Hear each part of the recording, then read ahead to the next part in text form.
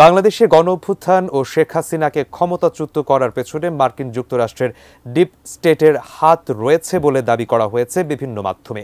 গ্রেজন নামের একটি মার্কিন সংবাদ মাধ্যমের একটি প্রতিবেদন অবলম্বন করে নানা অপপ্রচারও চালাচ্ছে ক্ষমতাচ্যুত আওয়ামী লীগ।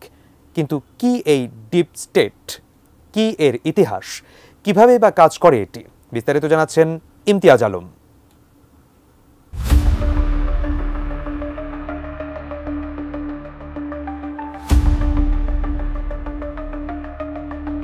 ডিপ স্টেট শব্দটির সাথে অনেকেই হয়তো কিছুটা পরিচিত। সম্প্রতি বাংলাদেশে ঘটে যাওয়া ক্ষমতার পরিবর্তনের পেছনে মার্কিন ডিপ স্টেটের হাত রয়েছে বলে অনেকেই দাবি তুলেছেন। তা শুধু গুঞ্জনেই সীমাবদ্ধ থাকেনি, এ নিয়ে প্রশ্ন করা হয়েছে মার্কিন প্রেসিডেন্ট ডোনাল্ড ট্রাম্পকেও। স্বাভাবিকভাবেই তিনি তা অস্বীকার করেছেন, তবে তার উত্তর জন্ম দিয়েছে কিছু রহস্য ও প্রশ্নের। কি এই ডিপ স্টেট, কিভাবেই বা কাজ করে এটি? ডিপ স্টেট এমন একটি ধারণা বা তত্ত্ব যা বোঝাতে চায় যে একটি দেশ বা রাষ্ট্রের ভেতর এমন একটি অদৃশ্য বা অপ্রকাশিত শক্তি কাজ করে যা সরকার, নির্বাচিত কর্মকর্তা কিংবা জনগণের ইচ্ছার বাইরে থেকেই ক্ষমতা পরিচালনা করে।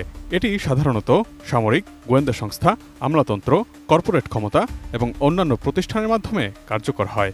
ডিপ স্টেট ধারণা সাধারণত রাজনীতির আলোচনায় উঠে আসে, বিশেষ করে যখন কোনো রাজনৈতিক বা সামাজিক সমস্যা বা গোপন পরিকল্পনার প্রেক্ষাপটে তা উল্লেখ করা হয়।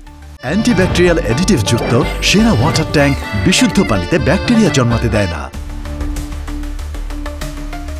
ডিপ স্টেটের ধারণা তুলনামূলকভাবে নতুন মনে হলেও এর শিকড় ইতিহাসে বহু আগেই পাওয়া যায়। দেরিন দেভলেথ নামে ডিপ স্টেট শব্দটি প্রথম ব্যবহৃত হয়েছিল তুরস্কে।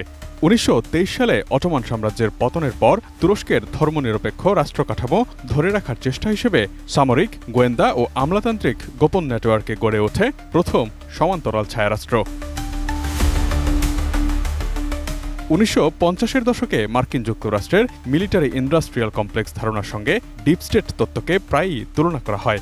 অনেকেই মনে করেন মার্কিন গোয়েন্দা সংস্থা, FBI, CIA এবং সামরিক সংস্থাগুলো রাষ্ট্রের অভ্যন্তরীণ ও বৈদেশিক নীতিতে অতিরিক্ত প্রভাব বিস্তার করে। কিন্তু কিভাবে কাজ করে এই ডিপ স্টেট?